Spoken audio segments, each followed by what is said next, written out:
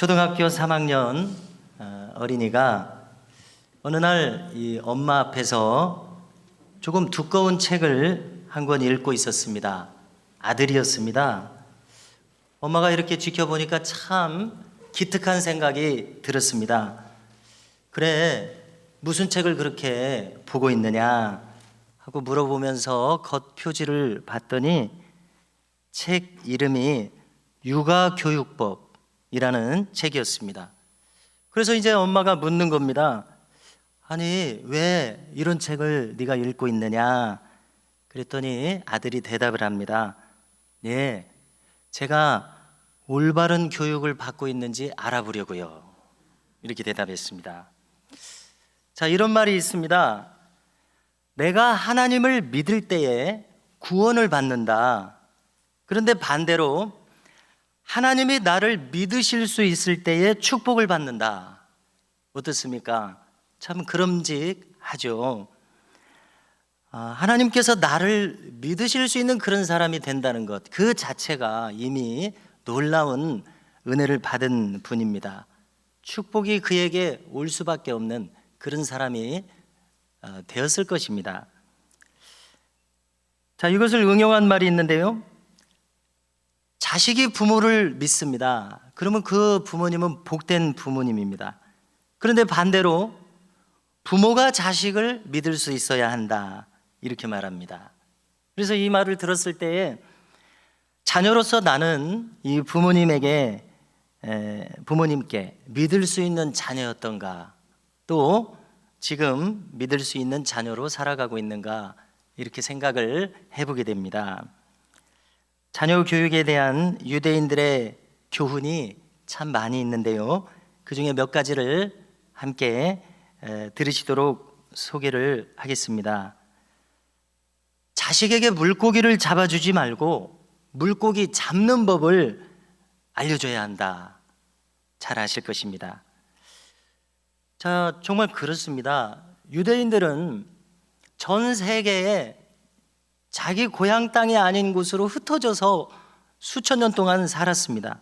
그래서 그들은 어떤 사회에 들어가든지 경계심을 가지고서 사람들에게 대우를 받았습니다. 그리고 거절당하고 소외당했습니다. 요즘 우리가 표현하는 대로 하면 유대인들은 어디 가든지 왕따를 당했습니다. 그래서 그들은 살아남기 위해서는 살아남을 수 있는 기술이 있어야 했습니다. 자, 예를 들어서요, 인사 하나 잘하는 것도 대단한 기술입니다. 어른들 말씀 틀린 것이 하나도 없습니다. 우리 어린이들 한번 기억해 주시겠습니까? 인사 하나만 잘해도 성공해요.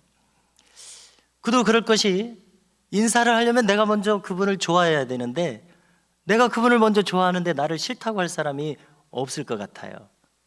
그래서 유대인의 부모님들은 이런 잘 살 수 있는 기술들을 가르쳐 줬습니다. 물고기 잡는 법을 가르쳐 준 겁니다. 얼마나 지혜로운 부모님들입니까? 그래서 그 사정을 우리가 헤아려 보면은 이 치열한 사회에서 살아남기 위한 처절한 생존 전략이었던 것을 알게 됩니다. 또 그런가 하면은 자녀가 성장하면서 부모를 잊어버립니다.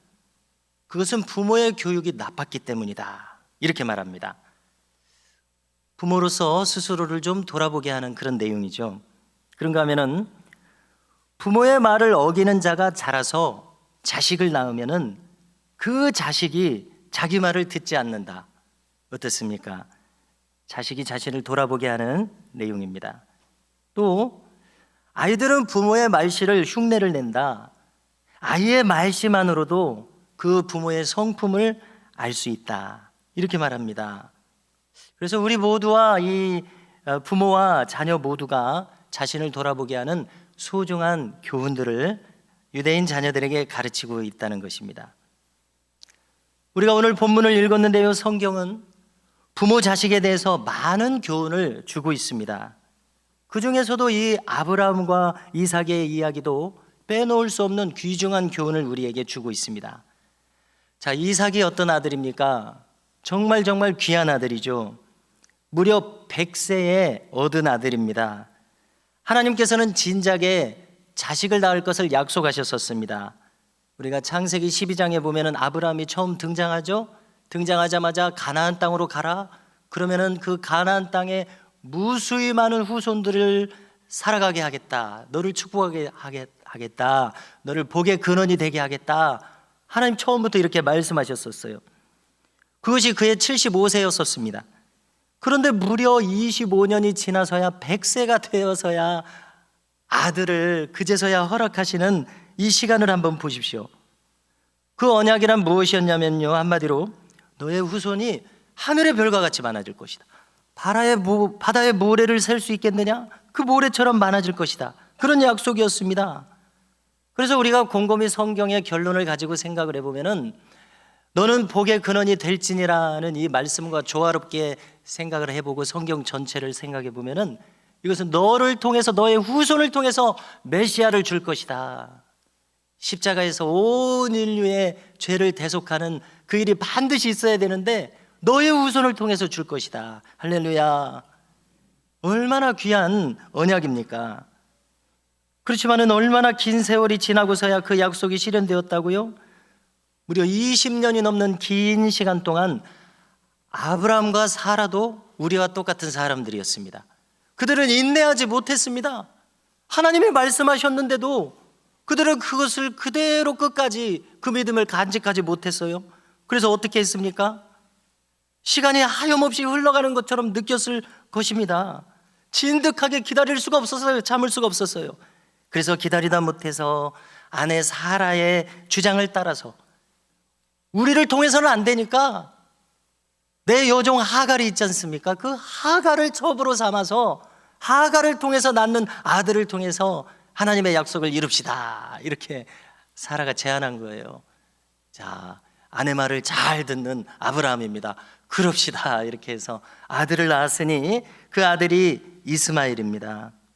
생각해 봅니다. 이것은 불신앙의 결과였습니다. 잘한 일이 아니었습니다. 조급한 마음의 결과였습니다. 우리에게 적용해 보십시오. 우리도 조급하게 행하면 이스마엘을 낳습니다.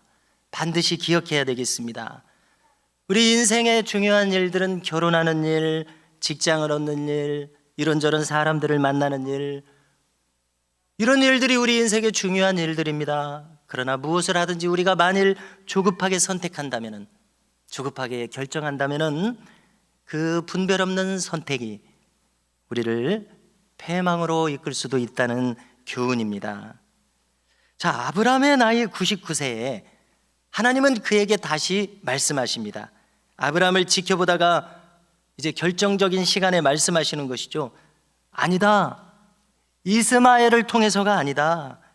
이삭을 통해서 언약을 이룰 것이다. 이름까지 알려주시면서 자식을 낳을 것이다. 이삭이라고 지어라. 이삭을 통해서 뜻을 이룰 것이다.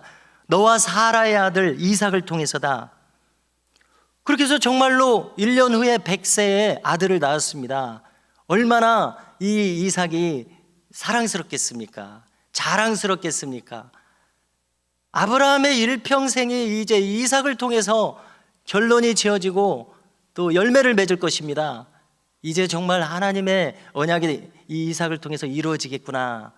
너무나 기뻤을 것입니다. 너무나 사랑했을 것입니다. 모든 것을 쏟았을 것입니다. 그런데 오늘 본문을 보니까 이제 다시 하나님께서는 이 아브라함의 믿음을 시험하시겠다고 하시는 겁니다. 어린이 여러분, 이 시험은 한마디로 무엇이냐면은 아브라함의 이 세상 그 어떤 것보다도 하나님을 가장 먼저 생각하는지, 하나님을 최고로 믿고 있는지, 그것을 시험하는 시험이었습니다.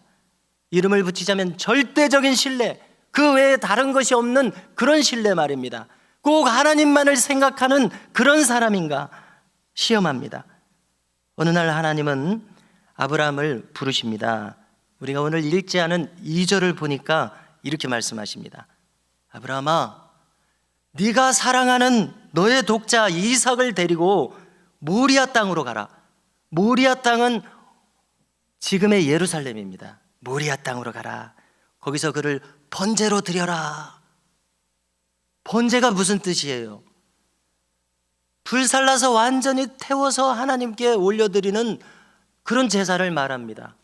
아들 이삭을 번제로 드리라니, 여러분들 이 명령을 여러분들이라면은 쉽게 받아들일 수 있겠습니까?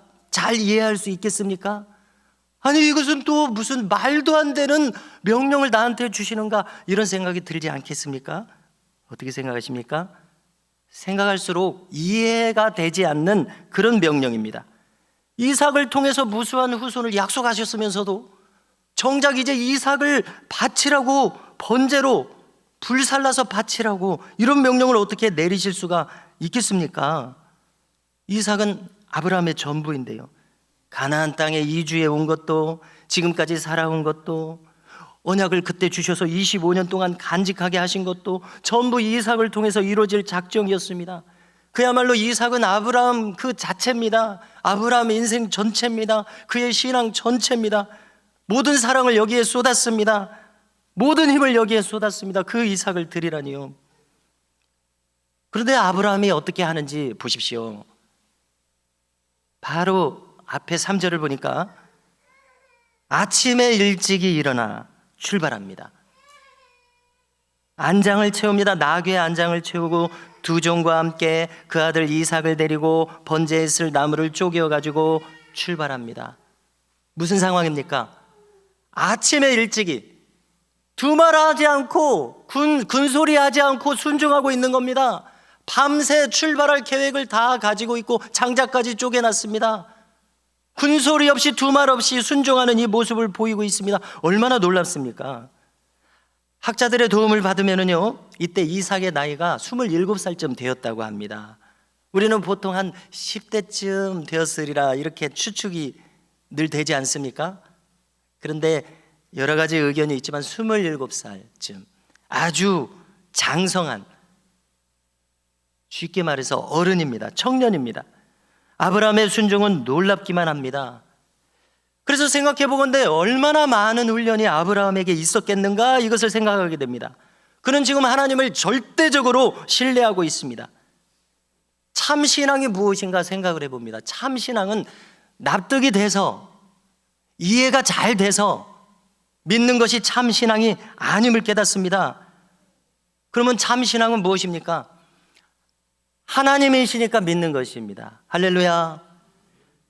납득이 되지 않고 이해가 되지 않아도 하나님이 말씀하시니까 믿게 되어지는 마음, 하나님이시니까 지금은 이해할 필요가 없어요. 이해되지 않아도 나중에 이해하시게 하면 그때 하면 됩니다. 하나님이 하게 하시니까 그것을 믿는 것입니다. 순종합니다. 아, 이것이 참 신앙인 것을 깨닫게 됩니다. 하나님이 말씀하셨으니까 믿습니다. 그분이 인도하신다고 판단되니까 이제 믿습니다. 순종합니다. 그분이 명하시니까, 성경이 말씀하시니까 믿습니다. 순종합니다. 행합니다. 이것이 참 신앙임을 깨닫습니다. 우리가 신약 성경에 와서 히브리서를 보게 되면요, 이 장면을 해석해 줍니다. 어떻게 해석하냐면요, 아브라함은 이렇게 생각했다는 것입니다. 하나님께서 이 이삭을 다시 살려내서라도 언약을 이루실 것이다, 이렇게 생각했다는 거예요. 여러분들은 어떻게 생각되십니까? 히브리서 11장 19절을 보니까 이삭이 부활할 것을 생각한 것입니다. 정말 이 해석대로라면 아브라함의 믿음이 얼마나 대단하고 위대합니까? 그의 믿음이 하나님이 창조주시라고 하는 것을 흔들림 없이 믿고 있어요. 천지를 창조하셨을 뿐만 아니라 지금도 똑같이 여러 가지 모양으로 하나님은 일하시고 창조하십니다. 이 하나님을 믿고 있는 거예요. 그러니까 하나님의 약속이 이미 있었기 때문에 이삭을 다시 살려서라도 이삭을 통해서 후손을 주신다고 하셨으니까, 하늘의 별과 같이 있게 한다고 하셨으니까 살려서라도 하나님이 약속을 이루실 것이다, 이런 믿음을 가졌다는 것입니다. 너무나 놀랍습니다. 절대적인 믿음입니다. 그래서 우리는 아브라함을 믿음의 조상이라고 부르게 됩니다. 생각해 보건대 이 믿음은 그냥 생긴 것이 아닙니다. 10몇 년 전으로 거슬러 올라가 보십시오. 20몇 년 전으로 아브라함과 사라의 나이는 10년 차입니다. 99세. 사라가 89세 때 이미 그의 경수가 끊어졌다고 이야기합니다. 쉽게 말해서 이제 더 이상 나이가 많아서 엄마가 아이를 낳을 수가 없어요. 아이를 낳는 그런 건강함이 잦아들어져요. 경수가 끊어졌다는 말이 그 말입니다. 그렇게 단산했던 아내 사라가 이삭을 낳았습니다. 이런 놀라운 경험들이 쌓여서 지금 아브라함을 이 절대적인 믿음의 수준까지 끌어올린 것을 알 수가 있습니다. 쇠가 많은 종류가 있다고 합니다. 쇠가 다 똑같은 쇠가 아니라는 겁니다. 많은 쇠들 중에 어떤 쇠는 다른 쇠를 부수고 깎을 수 있는 그런 강한 쇠가 있다는 것입니다. 그러면 어떻게 하면 그런 강한 쇠가 나오게 되느냐? 그것은 다른 보통 쇠들보다도 더 많이 심하게 두들겨 맞은 쇠가 그렇게 강해지더라는 것입니다. 그렇습니다. 아브라함의 믿음이 그와 같았습니다. 그는 그렇게 쇠가 단련되듯이 강한 믿음으로 지금 단련되어 온 것입니다. 그래서 급기야 이삭을 번제로 드려도 다시 살려서라도 약속을 이루실 것이라는 이러한 믿음은 그냥 생긴 것이 아니라 수도 없이 연단되고 단련되어져서 생긴 믿음이구나라는 것을 우리가 깨닫게 됩니다. 어떻게 쉽게 말해서 생자 같은 내가 이런 귀중한 믿음을 가지겠습니까? 계속 터지고 맞고 깨져서 결국 이와 같은 믿음으로 하나님이 누군가를 만드신다는 것을 알 수 있습니다. 지나간 교회 역사는 이것을 증명하고 있습니다. 성경은 이것을 증명하고 있습니다. 토기장이 되신 하나님께서는 우리를 빚으셔서 이 아브라함처럼 절대적으로 하나님을 신뢰하는 믿음으로 우리를 빚으시는 과정에 있는 것을 여러분들 모두가 믿으실 수 있기를 바랍니다. 이것이 변함없는 하나님의 뜻이셨습니다. 방법이셨습니다. 구절을 보니까요, 드디어 이 아들 이삭을 결박해서 제단 위에까지 올려놓고 드디어 칼을 빼들었습니다. 지금 이 칼을 내리쳐서 이삭을 잡으려는 찰나입니다. 얼마나 절체절명의 순간입니까? 우리가 성경에서 많은 사건들을 대하지만은 성경에서 정점을 보여주는 클라이막스와 같은 순간을 우리가 지금 함께 듣고 있습니다. 놀랍게도 이때 하나님의 다급하신 것처럼 느껴지는 음성이 들려집니다. 왜냐하면 두 번이나 아브라함을 부르고 있습니다. 아브라함아, 아브라함아. 하나님이 이렇게 다급하신 모습을 보인 적이 성경 어디에 또 있을까요? 뭐라고 말씀하십니까? 네 아들에게 손을 대지 말라. 아무 일도 하지 말라. 네가 네 아들, 네 독자까지도 내게 아끼지 아니하였으니 내가 이제야 네가 하나님을 경외하는 줄을 아노라. 이렇게 한 단계 건너뛴 것은 지금 천사가 이 말을 대신하고 있기 때문입니다. 이제야 네가 하나님을 경외하는 줄을 아노라. 할렐루야. 참신앙이 무엇인지 또 알게 됩니다. 하나님과 나 사이에 그 아무것도 없게 되는 것이 참신앙인 것을 알게 됩니다. 우리가 조금 전에도 나눴듯이 이삭은 아브라함의 전부와 같습니다. 그의 사랑이 여기 다 지금 쏟아 부어져 있습니다. 그의 온 힘과 관심이 여기 쏟아 부어져 있습니다. 그의 신앙과 인생이 이삭입니다. 그렇게 사랑하는 아들, 그렇게 중요한 아들이라고 할지라도 하나님과 아브라함 사이에 있어서는 안 되게 만드시는 것, 이것이 하나님이 우리에게 만들어주시는 믿음인 것을 알게 됩니다. 이렇게 하나님께서는 하나님과 여기 있는 내가 절대적인 관계로 맺어지기를 원하신다는 것을 알 수 있습니다. 지금 하나님은 오늘 이 말씀을 통해서 우리 모두를 이 참신앙으로 초대하고 계심을 믿습니다. 미드라시라는 것이 있습니다. 그것은 한마디로 구약 성경에 대한 유대인들의 주석책입니다. 그래서 누가 이렇게 이야기하더라고요. 수천 년 동안 유대인들도 구약 성경을 가지고 설교하고 책을 썼습니다. 주석을 썼습니다. 그래서 그것을 다 모아놓으니까 트럭 한 대 가득할 정도로 그렇게 많다는 것입니다. 주석책이요. 그래서 이 아브라함에 대한 전설, 전승이 전해지는데요, 그 중에 한 전승을 소개합니다. 자, 이 전설에 따르면은 아브라함이 나무로 제단을 만들어 놨습니다. 그리고 이제 아들 이삭과 대화를 나누는 거예요. 이렇게 대화를 합니다. 이삭아, 네, 내가 너를 사랑하는 줄을 잘 알지? 예, 압니다. 그리고 내가 하나님 사랑하는 것도 알지? 네, 압니다. 내가 너를 얼만큼 사랑하더냐? 네, 아버지의 생명보다도 저를 더 사랑하십니다. 그래, 알았어, 고맙다.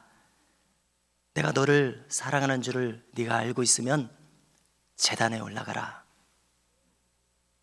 그러자 이삭이 아무 말도 하지 않고 스스럼 없이 제단으로 올라가서 제물이 되었다는 그러한 전승입니다.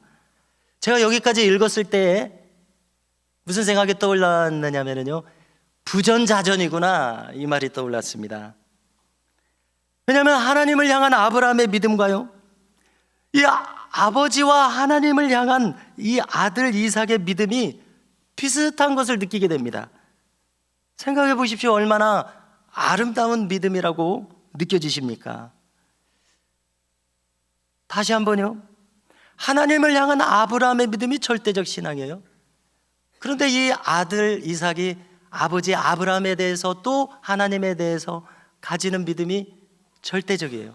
스스럼 없이 제단 위에 올라가요. 전승입니다마는. 그래서 그런지 우리가 성경을 읽게 되면은 이후로 이삭에 대해서 지금 이 시간보다도 더 심각한 시험을 기록하지 않습니다. 우리가 생각해 볼 때 이삭의 삶은 성경에 수많은 인물들, 특별히 3,000명의 성경 인물들이 두드러진다고 하는데요, 그 중에서도 아마 가장 순탄한 인생을 살아간 인물이 바로 이 이삭인 것 같습니다. 그는 실제로 어디를 가든지 형통합니다. 사막 광야에서 우물을 팔 때 다른 집 사람들은 이 우물이 터지질 않아요. 그러나 이삭은 가는 곳마다 또 그 사람들이 거칠어서 그 판 우물을 빼앗아 버려요. 그 딴 데로 피해 갑니다. 싸우지도 않습니다. 그런데 거기서 우물을 파니까 또 우물에서 물이 콸콸콸 쏟아집니다. 왜 이렇게 하나님은 이삭을 편애하시는 것처럼 그를 이렇게 축복하시는 겁니까? 생각해 봅니다. 또 농사를 지었더니 그 해에 100배의 소출을 얻습니다. 그래서 거부가 됩니다. 그래서 생각해 봅니다. 어쩌면 이때 모리아산에서 이미 그의 믿음이 하나님께 합격이 되었기 때문이 아닌가, 우리가 이렇게 생각해 볼 수밖에 없지 않습니까? 이제 처음에 나눈 경구를 한번 생각해 봅니다. 내가 하나님을 믿을 때 나는 구원을 받습니다. 그런데 반대로 하나님이 나를 믿으실 수 있을 때 내가 축복을 받습니다. 정말 그름직합니다. 그래서 하나님은 벌써 이때 이삭을 믿으실 수 있으셨던 것은 아닐까 생각해 봅니다. 그에 이어지는 순탄함과 그 축복들을 생각해 볼 때 말입니다. 자, 성도 여러분, 우리도 이처럼 이삭의 아름다운 믿음을 늘 곱씹어 생각할 수 있기를 바랍니다. 오늘은 우리가 어린이 주일을 지내고 있습니다. 이삭처럼 축복된 어린이들이 되기를 정말 바라면서 우리 어린이들에게 도움이 될 수 있으리라고 생각하는 글을 제가 가져왔습니다. 이 로버트 폴검이라는 분이 있는데요, 그분은 무슨 책을 썼냐면요, 내가 정말 알아야 할 모든 것은 유치원에서 배웠다, 이런 책을 썼습니다. 자, 이 책의 내용을 보니까 사람이 살아가는 데 있어서 아주 필요한 기본적인 태도와 자세를 기록한 그런 명언들을 기록한 책입니다. 자, 이 책에서 이 폴검이라는 분은요 15가지 항목을 이야기합니다. 한번 함께 들어보겠습니다. 우리 자녀들과 손주들이 이 내용처럼 훌륭한 인품을 가진 어린이로 성장하기를 바라는 마음으로 함께 들어봅니다. 자, 첫째로 무엇이든지 나눠 가져라, 이렇게 말하고요. 그 다음 공정하게 행동해라. 다음 남을 때리지 말아라. 그 다음 사용한 물건은 제자리에 놓으라. 가만히 보니까 우리 어른들에게도 필요한 내용인 것 같아요. 자신이 어지럽힌 것은 자신이 치우라. 내 것이 아니면 가져가지 말라. 다른 사람을 아프게 했다면 미안하다고 말해라. 또 이어집니다.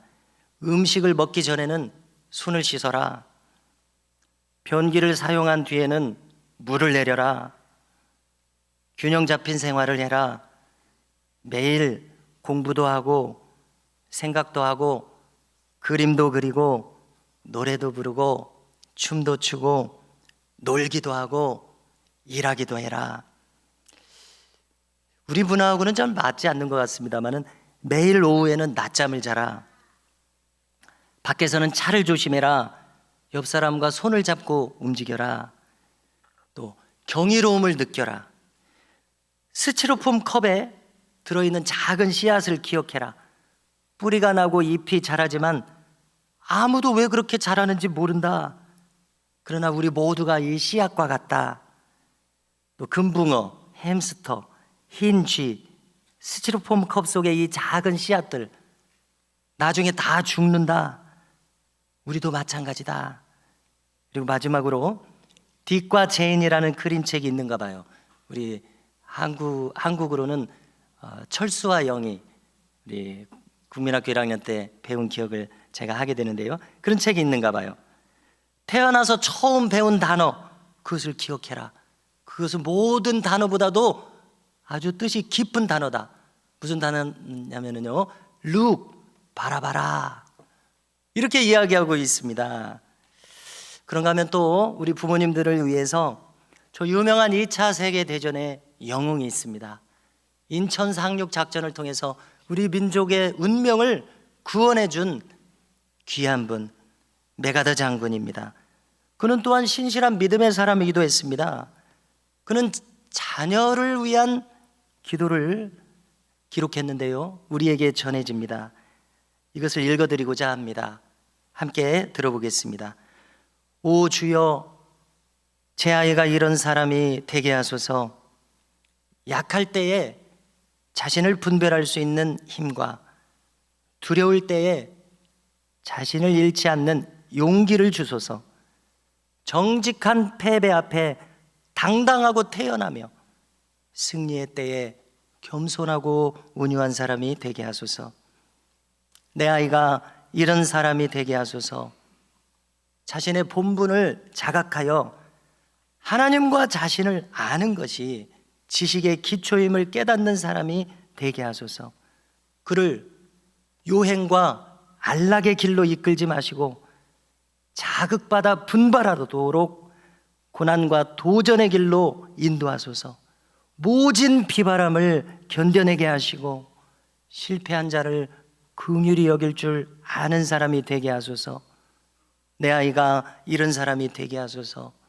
마음이 깨끗하고 높은 이상을 품은 사람, 남들을 다스리기 전에 먼저 자신을 다스리는 사람, 웃을 줄 알면서도 우는 법을 결코 잊지 않는 사람, 미래를 향해 전진하면서도 과거를 결코 잊지 않는 사람이 되게 하소서. 이 모든 것들 외에 그에게 유머 감각을 주소서. 그리하면 항상 진지하면서도 결코 지나치게 심각해지지는 않을 것입니다. 그에게 겸손을 가르쳐 주소서. 그리하면 진정한 위대함은 소박한 데 있고 진정한 지혜는 열려 있으며 진정한 힘은 너그럽다는 것을 언제나 기억할 것입니다. 그 아이가 과연 이러한 사람이 되었을 때 저는 감히 그에게 속삭일 것입니다. 내가 인생을 결코 헛되이 살지 않았노라고.